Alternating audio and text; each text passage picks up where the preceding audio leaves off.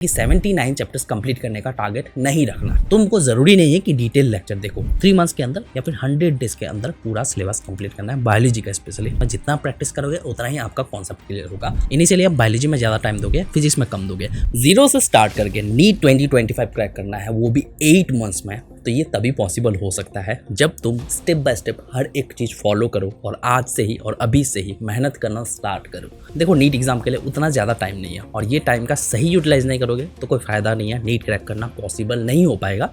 कुछ टाइम बाद धीरे धीरे और भी प्रेशर में आ जाओगे, इसलिए अभी से स्टार्ट करना होगा। अब कैसे करना है, क्या करना है, चलो उसके बारे में बात करता हूँ। सबसे पहले अगर मैं स्टार्ट की बात करूँ, अभी तुम्हारा लेवल क्या है ये जरूर जान लो। जीरो में हो, 10% 20% सिलेबस कंप्लीट है, बेसिक नॉलेज है, जो भी है ये पहले जरूरी है जानना, तभी तुम आगे का प्रोसेस फॉलो करोगे। यहाँ पे टोटल 79 चैप्टर्स है। बायोलॉजी के 32 चैप्टर्स है, केमिस्ट्री के 19 और फिजिक्स के 28 चैप्टर्स। अभी तुम्हारे पास अराउंड 8 मंथ्स बचा हुआ है, उससे थोड़ा सा ज्यादा है, लेकिन 10-15 दिन तो यूं ही बीत जाएंगे। कभी कभी ब्रेक लोगे, तबियत खराब होगा, कुछ भी हो सकता है, तो 10-15 दिन नहीं मानता हूँ, यहाँ पे 8 मंथ्स ही मान के चलता हूँ। अभी सबसे पहले ना एनालाइज करो कि तुम्हारा अभी वीक सब्जेक्ट क्या है। फिजिक्स वीक है, केमिस्ट्री वीक है, जो भी वीक है। फिर उसी के साथ स्टडी में अभी कितना टाइम दे पाते हो, 5 घंटा दे पाते हो, 6 घंटा दे पाते हो, 2 घंटा दे पाते हो या फिर 0 दे पाते हो। इसको इंप्रूवमेंट करना है, जिसके लिए तुम 1 महीना स्टार्टिंग के दोगे। अब कैसे करना आगे बताता हूँ। इसी के साथ बड़ी प्रॉब्लम क्या है, डिस्ट्रैक्शन या फिर एडिक्शन। कोई चीज का एडिक्शन है, डिस्ट्रैक्शन है जिसमें तुम टाइम वेस्ट करते हो, उन सब चीजों को भी अभी 1 महीने के अंदर लिमिट में लाना होगा।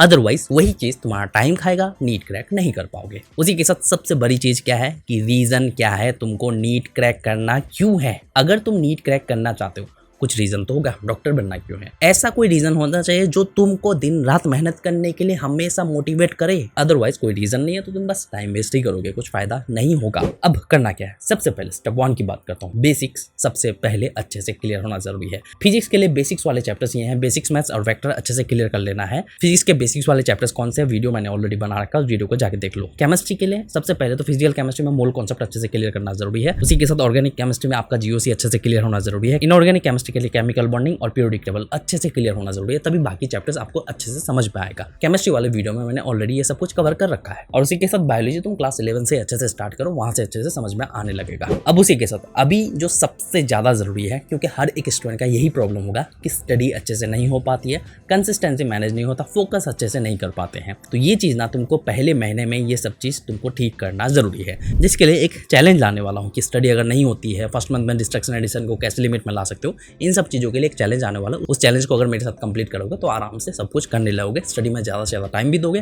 डिस्ट्रैक्शन एडिक्शन जो भी है वो भी लिमिट में आ जाएगा। स्टडी में 5 से 6 घंटा किसी भी हाल में देना है, फोकस आपका 100% होना चाहिए और कंसिस्टेंसी मैनेज करना है। रेगुलर बेसिस पे तुमको अभी से स्टार्ट करना, स्टडी करना, भले ही 2 घंटा पढ़ो, धीरे धीरे इंप्रूव करना है, ठीक है। फर्स्ट महीने के बाद ही सेकंड मंथ में आप इजीली 6 घंटा दे पाओ, ये बात का ध्यान में रखना है। चैलेंज वाले वीडियो को जरूर देख लेना। उसके बाद स्टेप 2 की बात करता हूँ, चैप्टर्स। देखो यहाँ पे आपको सारे चैप्टर्स यानी कि 79 चैप्टर्स कंप्लीट करने का टारगेट नहीं रखना। सबसे पहला टारगेट क्या रहेगा, 65 चैप्टर्स आपको कंप्लीट करना, वो भी 6 मंथ्स के अंदर। अब ध्यान रहे कि ये जो 65 चैप्टर्स होंगे ये हाई वेटेज टाइप के चैप्टर्स होंगे। बाकी जो 14 चैप्टर्स होंगे वो आपका लो वेटेज वाले चैप्टर्स होना चाहिए, जिसको तुम एक बार पढ़ोगे, उसमें उतना टाइम बिल्कुल नहीं देना है, ठीक है। बाद में जब टाइम बचेगा ना, उसमें आप अच्छे से फोकस होकर उन सब चैप्टर्स को टाइम देना। तो सारे चैप्टर्स का ना पहले लिस्ट बना लो। अगर कोई चैप्टर्स ऑलरेडी कंप्लीटेड है तो उन सब चैप्टर्स को पहले अभी रिवाइज कर लो और उसी के साथ क्वेश्चन प्रैक्टिस करके उन सब चैप्टर्स को पहले अच्छे से क्लियर कर लो। अब उसके बाद स्टेप 3 की बात करता हूँ। यहाँ पे टाइम बचाना भी बहुत ज्यादा जरूरी है। बहुत सारे ऐसे चैप्टर्स हैं बायोलॉजी में स्पेशली, तुमको जरूरी नहीं है कि डिटेल लेक्चर देखो। डिटेल लेक्चर देखोगे टाइम जाएगा।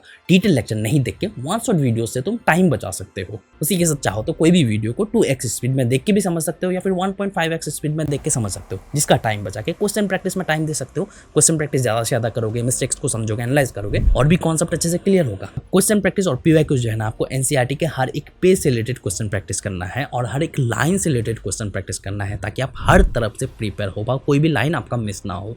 अब प्रॉब्लम ये है कि आपको NCERT के हर एक पेज से रिलेटेड, हर एक लाइन से रिलेटेड क्वेश्चंस मिलेगा कहाँ पे, तो इसका सॉल्यूशन है NCERT अभ्यास बैच, जो कि नीट प्रेप एसेंशियल की तरफ से प्रोवाइड किया गया है। इसमें सबसे बड़ा फीचर ये है कि आपको NCERT के हर एक पेज से रिलेटेड पेज वाइज मैनर में आपको क्वेश्चंस मिल जाएगा, हर एक लाइन से रिलेटेड क्वेश्चंस मिल जाएगा। अब सपोज 10 पेज कंप्लीट कर लिए, ऐप को ओपन करके कोई भी लाइन से रिलेटेड क्वेश्चन प्रैक्टिस करना चाहते हो, लाइन को टच करोगे, वहां से रिलेटेड क्वेश्चन प्रैक्टिस कर सकते हो। और उसी के साथ लास्ट 25 ईयर्स का PYQ मार्क किया हुआ NCERT भी मिल जाएगा, यानी कि NCERT के कौन से पेज से कौन से लाइन से ऑलरेडी क्वेश्चन आ चुका है, वो लाइन आपको हाईलाइट किया हुआ मिल जाएगा। लाइन को टच करोगे तो सिंपली उस क्वेश्चन में पहुंच जाओगे और उस क्वेश्चन को प्रैक्टिस कर सकते हो। और साथ ही ही साथ हर एक क्वेश्चन से रिलेटेड आपको वीडियो, ऑडियो और टेक्स्ट सॉल्यूशंस भी मिल जाएगा और साथ ही साथ हिंट भी मिल जाएगा क्वेश्चंस को सॉल्व करने के लिए, जिससे आपको क्वेश्चन प्रैक्टिस करने में और कॉन्सेप्ट क्लियर करने में और भी ज्यादा हेल्प मिलेगा। और सारे क्वेश्चंस ना आपको लेटेस्ट सिलेबस के अकॉर्डिंग मिलेगा, यानी कि असर्शन रीजनिंग टाइप के क्वेश्चंस हो गया, diagram based, statement based, labelling type question, sequencing type, maths type question, graph interpretation type question और पीवाईक्यू टाइप के क्वेश्चंस भी मिल जाएगा, ताकि आप हर टाइप के क्वेश्चंस को प्रैक्टिस करके हर तरफ से प्रिपेयर होकर नीट क्रैक कर पाओ। उसी के साथ आपको बुकमार्क फीचर भी मिल जाएगा, कोई क्वेश्चन इंपॉर्टेंट लगता है तो बुकमार्क करके रख सकते हो। और उसी के साथ अभी के अभी अगर आप इस बैच को ज्वाइन करते हो तो आपको अभ्यास एसेंशियल भी फ्री ऑफ कॉस्ट मिल जाएगा, जिसमें हर एक चैप्टर से रिलेटेड 75 से लेकर 100 हाई यील्ड क्वेश्चंस मिल जाएगा पेज वाइज फॉर्मेट में। उसी के साथ एनसीईआरटी के एग्जांपल्स, इन टेक्स्ट क्वेश्चंस, उसी के साथ जो एग्जाम्पलर के क्वेश्चंस भी आपको एमसीक्यू फॉर्मेट में मिल जाएगा और हर एक क्वेश्चन का आपको डिटेल सॉल्यूशंस भी मिल जाएगा। और उसी के साथ ना 2019 से लेकर 2024 के सारे क्वेश्चंस पेपर मिल जाएगा। इवन आपको जो मणिपुर वाले और गंगानगर वाले क्वेश्चंस पेपर भी आपको मिल जाएगा।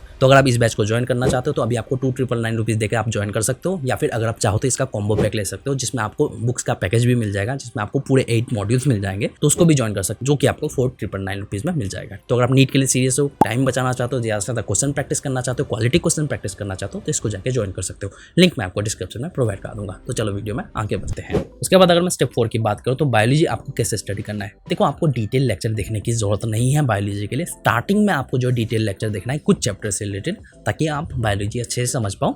फिर धीरे धीरे स्पीड बढ़ा के या फिर वन शॉट वीडियोस के थ्रू बहुत सारे चैप्टर्स को आप देख सकते हो।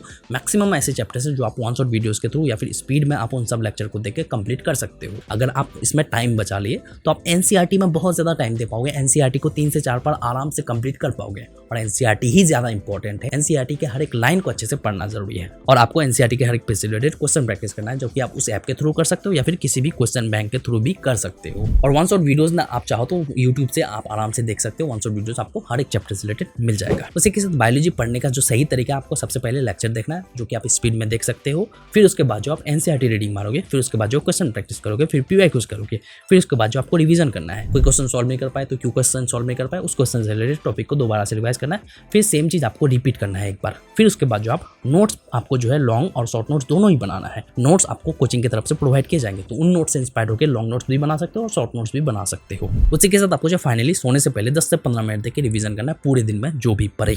और सिलेबस कंप्लीट करने का जो आपका टारगेट रहेगा बायोलॉजी का, स्पेशली 3 मंथ्स के अंदर या फिर 100 डेज के अंदर पूरा सिलेबस कंप्लीट करना है बायोलॉजी का स्पेशली। और रेगुलर बेसिस पे आपको जो है 5 से 6 घंटा टाइम देना है अब स्टार्टिंग में, स्पेशली बायोलॉजी में। थोड़ा अभी स्लो में करोगे स्टार्टिंग में, फिर धीरे धीरे आप स्पीड बढ़ाओगे। उसके बाद केमिस्ट्री की अगर मैं बात करूँ, केमिस्ट्री को जो है आपको 5 मंथ्स के अंदर पूरा सिलेबस कंप्लीट करना है और रेगुलर बेसिस पे 4 से 5 घंटा या फिर 6 घंटा स्टडी में टाइम देना है। केमिस्ट्री के लिए जब भी लेक्चर देखोगे, लेक्चर के लिए आपको डिटेल लेक्चर ही देखना है, क्योंकि केमिस्ट्री को आपको स्पीड में देखने की जरूरत नहीं। बहुत सारे ऐसे चैप्टर हैं जो स्पीड में देख सकते हो, बट मैक्सिमम चैप्टर आपको डिटेल लेक्चर ही देखना है, अच्छे से समझना है, कॉन्सेप्ट अच्छे से क्लियर करना है। सबसे पहले अगर मैं इनऑर्गेनिक की बात करूँ, अभी स्टार्टिंग में सबसे पहले तो आप इनऑर्गेनिक करोगे। इनऑर्गेनिक ईजी है और इसको जल्दी कंप्लीट कर लोगे तो ज्यादा बेटर रहेगा, क्योंकि जितना ज्यादा रिवाइज करोगे उतना ही आपका इनऑर्गेनिक क्लियर होता जाएगा और याद भी रहेगा। स्टडी का प्रोसेस जो रहेगा सेम आप बायोलॉजी की तरह भी आप इनऑर्गेनिक को पढ़ोगे। एनसीईआरटी इंपॉर्टेंट है इनऑर्गेनिक के लिए, तो आपको एनसीईआरटी पढ़ना ही है। फिर उसके बाद अगर मैं ऑर्गेनिक की बात करूँ तो ऑर्गेनिक को आपको 2 मंथ्स के अंदर कंप्लीट करने की कोशिश करना है, या फिर उससे कम टाइम में भी करोगे तो ज्यादा बेटर रहेगा। ऑर्गेनिक केमिस्ट्री भी आपको स्टेप बाय स्टेप प्रोसेस से अच्छे से कंप्लीट करना है, डिटेल लेक्चर देखना है और आपको ज्यादा से ज्यादा ऑर्गेनिक केमिस्ट्री में जितना प्रैक्टिस करोगे उतना ही आपका कॉन्सेप्ट क्लियर होगा। प्रैक्टिस के दौरान अगर कहीं पे कुछ प्रॉब्लम हो रहा है, कोई मिस्टेक कर रहे हो, तो अपने मिस्टेक्स पे भी काम करना है, सॉल्यूशन देखना है, अच्छे से समझना है किस तरह से सॉल्व हुआ और ज्यादा से ज्यादा आपको प्रैक्टिस करना है। इसके बाद अगर मैं फाइनली फिजिकल केमिस्ट्री की बात करूँ, फिजिकल केमिस्ट्री भी आपको 2 मंथ्स के अंदर कंप्लीट करने की कोशिश करना है।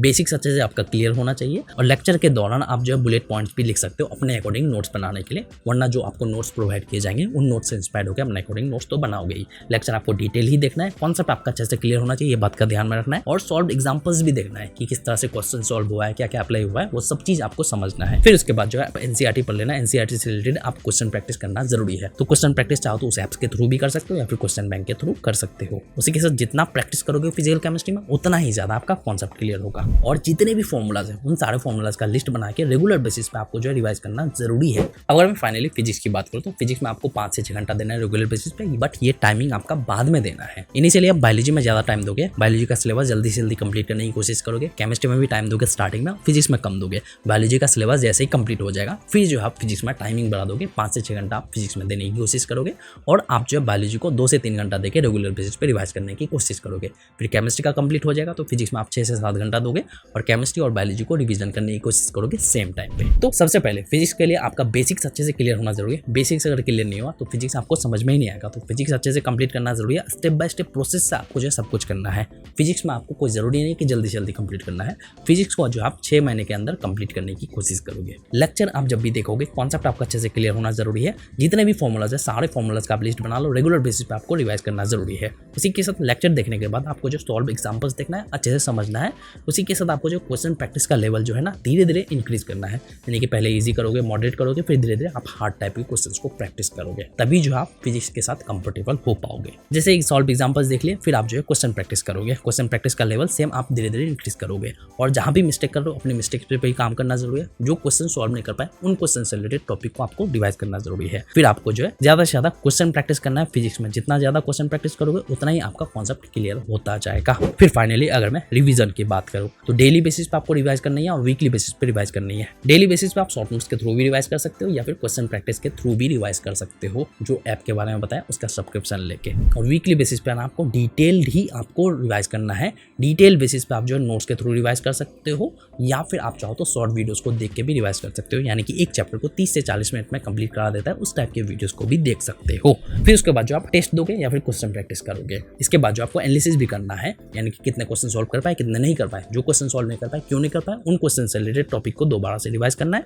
और रेगुलर बेसिस पे आपको टारगेट सेट करके ही स्टडी करना है ताकि आप डे बाय डे अपने आप को इंप्रूव कर पाओ। तो इंप्रूवमेंट पे भी आपको फोकस करना जरूरी है। तो कुछ इस तरह से आप 8 मंथ्स के अंदर नीट क्रैक कर सकते हो, सिलेबस कंप्लीट कर सकते हो। बट ये तभी पॉसिबल हो पाएगा जब आज से ही और अभी से ही मेहनत करना स्टार्ट करोगे। तो और भी वीडियोस आने वाला है, उसके लिए चैनल को सब्सक्राइब करके रख सकते हो। तो बस मुझे आपको ये बतानी थी। मिलते हैं नेक्स्ट वीडियो के साथ। Thank you.